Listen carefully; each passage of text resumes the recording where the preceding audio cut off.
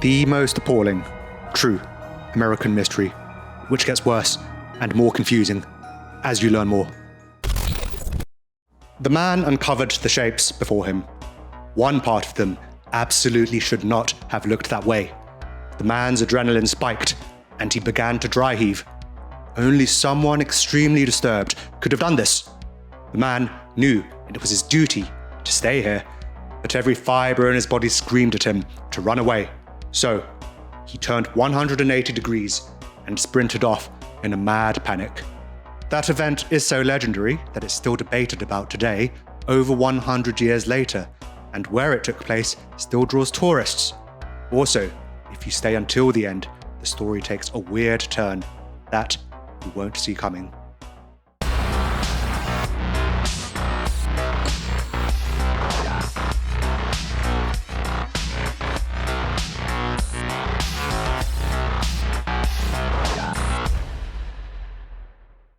In 1912, Villisca was a city of about 2,500 people. It was a bustling place for the time and was growing, so there were a lot of go-getters here, and there was a certain optimism and feeling of new opportunities in the air.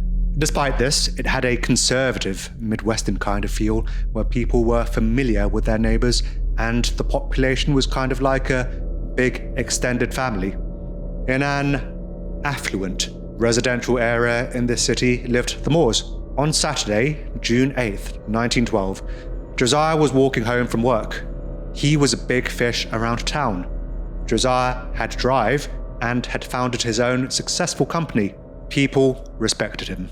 He was well aware of this and carried himself with an easy confidence. Arriving back at the Moore house was Josiah's highlight of the day. He waved to his neighbor, Mary, who was in her front garden, and opened the front door to his house. He walked over to his wife Sarah, patted her on the bum, and gave her a kiss as she giggled, and his 4 young children bounced into the room to grab at him and call him Daddy, and to share whatever stories they had that day.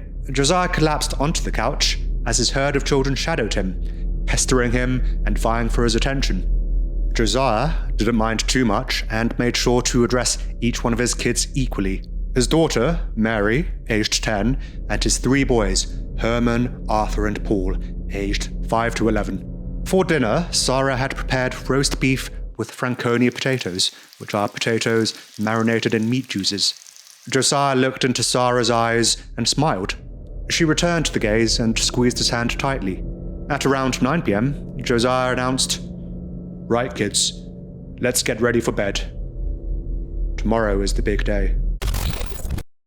The day after, Sunday, June 9th, 1912, the day of the incident, 2 friends had come to visit the Moores, and their names were Lena and Ina Stillinger. They were all going to a Children's Day service at 8 p.m. Josiah rounded all the Moores up and the Stillinger kids, and they went to the Children's Day service at their church. They had a great time. Josiah felt alive, being in this growing, thriving city. His business was booming, and his social life was healthy. Josiah was a winner, and he knew it. He was the American dream. He, his family, and as far as they could see, the city had a flourishing future ahead of them. Their friends at church reciprocated the Moores' positive energy. They liked and admired the Moores, and some, in secret, were even jealous of them. Everything was normal, and everything was good. When the service ended, the Moores and 2 Stillinger sisters would go home and turn in for the night. It was agreed that the Stillinger kids would stay with the Moores for the night and go home in the morning. At about 10 p.m., all 8 inhabitants were in bed. Josiah and Sarah would be in the master bedroom, upstairs, the Moore kids in another upstairs bedroom, and the Stillinger sisters would have a bed in a guest bedroom in the lower floor. Everyone was content. What they didn't know was that by the next day, their lives would be irrevocably changed. The lives of the Villisca population would be changed. And to an extent, the whole of America would be shook. On Monday, June 10th, 5 a.m., the morning after, the Moore's neighbour, Mary Peckham, woke up and by 7 a.m. was well into her morning tasks. Mary was seen as a grandmother type of figure to the Moore children, and there was an almost familial bond between her and the Moores. Going about her tasks, Mary began to experience a strange, creeping feeling. She carried on with her tasks, but the feeling only worsened. Something was wrong. Mary was confused for a while, and then it hit her. There was absolutely no noise coming from her neighbor's house. Knowing that they were early risers like her, she became concerned when she noticed that the Moore house had no lights on or sounds emanating from it. Really, they should have been milling about, attending to their own morning tasks as well. There were 6 family members next door to her, plus 2 guests, and nobody was making a peep. Mary hurried over to the Moore's household. As she took each step, the feeling weighed heavier and heavier on her. This wasn't right, and it didn't make sense. She got to the front door, and she knocked. Silence. Even more worried now, she tried to budge the door, only to find it was locked from the inside. Mary realized that something had to be done. She hurried to get Josiah Moore's brother, Ross. After a quick explanation, Ross sprinted over to investigate himself and knocked loudly at the door. But again, there was only silence. He checked the windows, but found something surprising. Someone had closed every single set of curtains, or otherwise obscured them. Now, Ross is also panicked. So he took action. He got his own set of keys to the house, marched to the door, inserted them into the lock, flicked his wrist, and with a deep breath, he stepped into the house. Ross stepped into the parlor, which is a room used to receive guests. He called out, but nobody answered. So Ross continued. He felt compelled to walk as cautiously as possible, checking for any signs of danger. Something raised the hairs on the back of his neck, and he could feel his adrenaline spiking and his heartbeat accelerating. Everything was visually okay, though, until he reached the lower floor bedroom. That was where he would see the first thing that would let him know that something was horribly, extremely wrong. Ross entered. Immediately, it felt as if the atmosphere was 3 times heavier here, like it weighed down Ross's very soul. On the bed in that room was something. Ross inched closer. Each footstep felt laborious, and his body tensed. As he walked closer, he began to distinguish 2 covered lumps on the bed. There was a cloth over them that was dirty.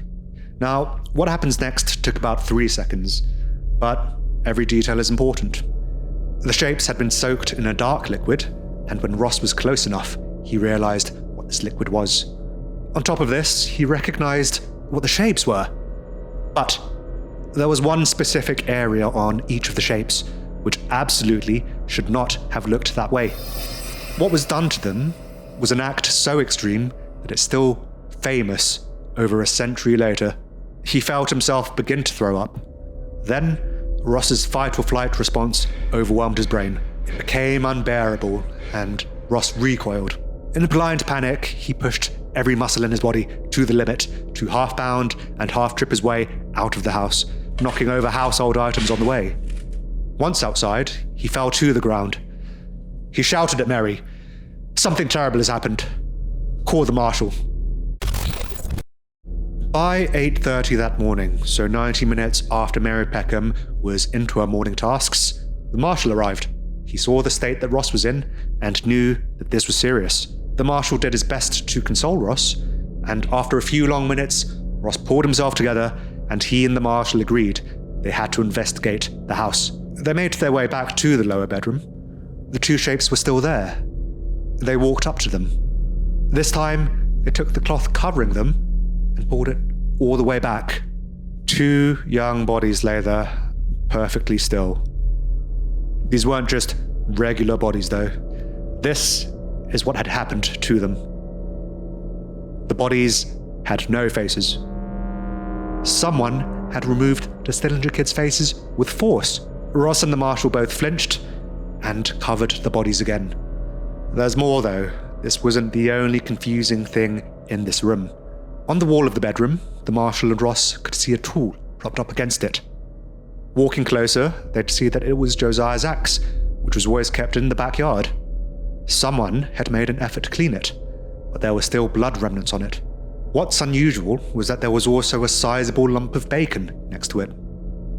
Investigating further, they found that someone had covered all the mirrors with a blanket. Was it too much for the perpetrator to see himself? There was a kerosene lamp at the base of the bed, with the chimney removed, which is the upper part of the lamp. Drawers had been disturbed, but they later realized that no valuables were missing. In the kitchen, they'd find a plate of food had been prepared, but was untouched. There was also a bowl of water nearby, and the water was brown red as if someone had rinsed their bloody hands in it.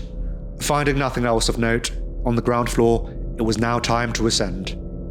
This was the moment of truth. Ross again felt his heart pounding. He would finally find out the fate of his family, because at this moment in time, Ross didn't yet know whether they were alive or dead. The Marshal saw this written on Ross's face, so he put his hand on his shoulder out of solidarity. Ross steeled himself, and they ascended the stairs. They reached the master bedroom, and as soon as they entered, Ross's heart skipped a beat. 2 covered shapes lay on the master bed. The Moore parents had been dispatched similarly. Maybe his niece and nephews were still alive though. Ross hoped beyond reason that they would be. But tragically, he discovered shortly afterwards that they were in the exact same condition. Ross, of course, was crushed. His family had all been dispatched with the same frenzied type of attack, with the blunt edge of an axe to the face. Josiah had gotten the worst of it, as he was hit with the sharp end. Axe marks were found on a couple of the ceilings, meaning that the wielder raised it high above his or her head quickly, then put their full body weight into it, directly onto someone's face, possibly as many as 30 times, according to medical professionals. I've saved the worst detail for last. Lena Stillinger, the 11-year-old friend of the Moores, showed signs of being conscious when it happened. She had injuries on her arm, which indicated that she tried to shield herself. This little girl was aware that a stranger had crept up on her while she was half asleep, would have known her 8-year-old sister Ina was probably also in danger, and was conscious as he or she overwhelmed her and began to axe her face 30 times. Her downstairs area had also been exposed intentionally. The last area to be investigated was the attic, where they found smoked cigarettes. The theory is that the perpetrator entered the home when it was empty and hid until everyone had gone to sleep. Exiting the house, the Marshal and Ross would alert the sheriff and the coroner. Because Villisca was so close-knit, the town was soon abuzz with the news, and soon the house was surrounded by Villiscans. By 12 p.m, so about 5 hours after Mary Peckham went to investigate, the local National Guard actually had to be summoned to contain the crime scene. By then, about 100 people had already gone in and disturbed the crime scenes. The incident was so severe that the governor ordered state resources in to investigate. Unfortunately, they weren't able to do much. As you might imagine, there was now an unease around Villisca. An entire family, and then some, were wiped out in their own private home in an extremely gruesome way. Some panicked Villiscans banded together in little groups to try to catch the perpetrator. Strangers in town were viewed with suspicion. Locked doors became the norm. People would huddle in groups for safety, and they started to carry weapons. The funeral for the Moores and Stillingers was on June 12th, Wednesday, so 3 days after the Sunday service. Everyone present felt an overwhelming sense of fear and grief and pity. But, for a moment at least, all of Villisca stood in unity, as literally thousands paid their respects, and there was a 50-carriage procession in their honour. The people demanded justice, but who was to blame? And this is where some details were discovered in the investigation that are just plain confusing. You'll think that the mystery has been solved, but then more new details are unearthed that make you question the entire case again. I've also saved the latest research for last, which sheds a whole new angle on the mystery. The criminal inquest took months. Mary Peckham was questioned and said she didn't hear anything suspicious from the Moore house on the night. Another of Josiah's brothers, not Ross, said that the Moors locked their doors come nighttime, so the perpetrator was probably already in by then. Here's a very shady, suspicious twist. There was a Reverend George Kelly who'd come to town to take part in the Children's Day service, which was the one the Moors had gone to on the day of the incident. He'd arrived on Sunday, 9th of June, the day of the incident, and left on the 10th at 5:19 a.m. As he was boarding his train at 5 a.m, witnesses claim he told someone that 8 people had been dispatched. This was 2 hours before the bodies had been discovered. Now, when they dug into the Reverend's background, they found all sorts of odd things. He had a history of terrible mental health, a history of SA towards women.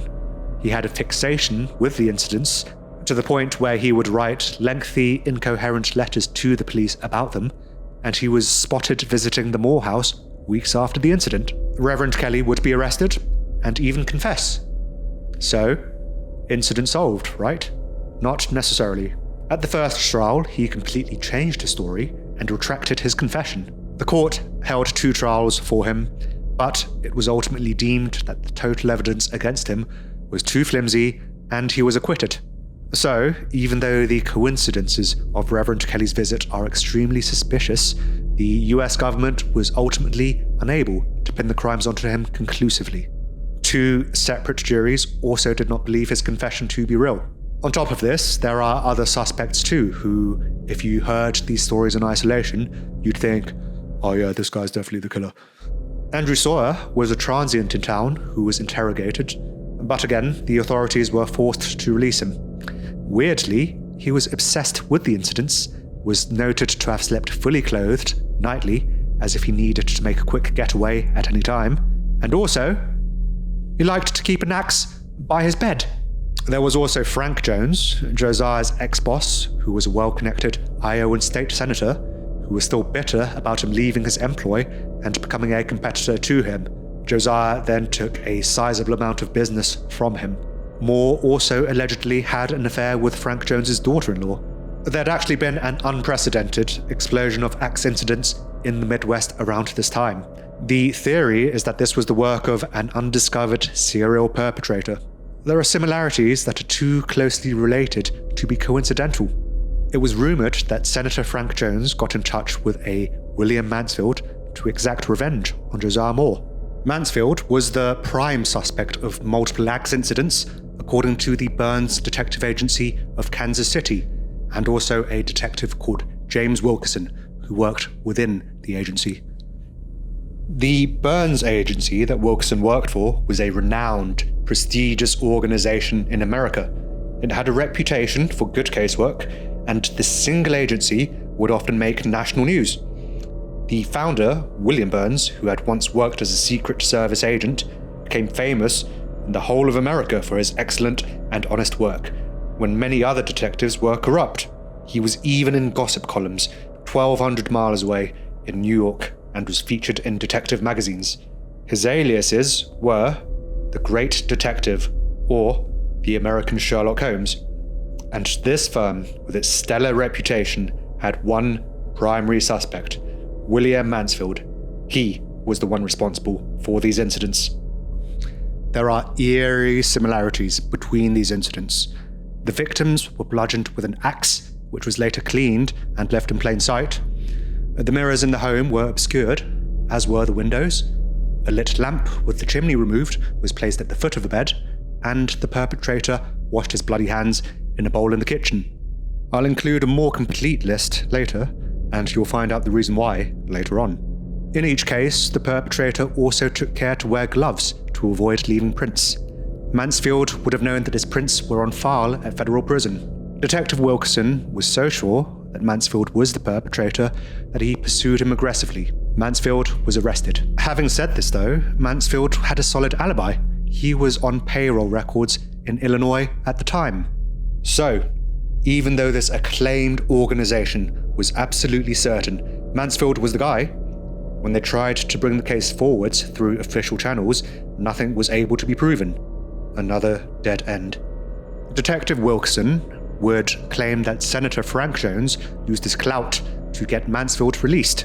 And he believed he used his power to draw attention to Reverend Kelly as a suspect to move the spotlight onto him. Another suspect was Sam Moyer, Josiah's brother-in-law. He was another suspect because he often threatened to unalive Josiah, but his alibi also cleared him. Another suspect was Henry Moore. A few months after the Villisca incident, he committed his own axe incidents on his mother and grandmother in Missouri.